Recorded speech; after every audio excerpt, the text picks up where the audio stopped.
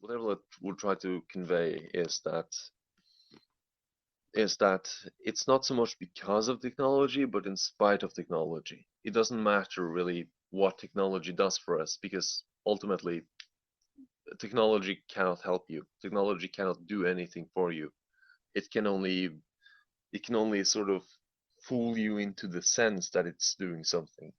In the same way that, for example, and I know perhaps someone will probably take issue with this, but in the same way that, for example, um, well, yeah, for example, a video game can fool you into believing that you're actually doing something, that you're actually committing any kind of activity where or actually acting in any meaningful way, whereas in fact, of course, it's all just numbers moving behind the screen, moving on the screen in such a way that it looks like or that it's some kind of imitation of the real world. Mm.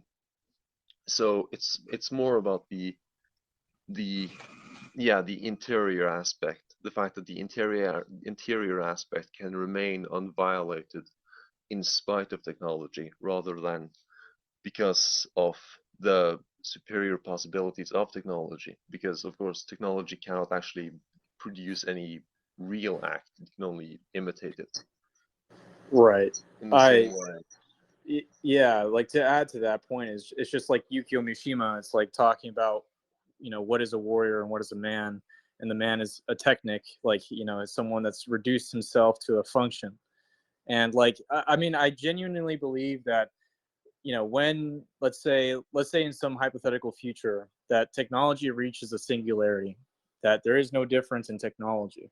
What's the difference between equal forces, like technically and materially?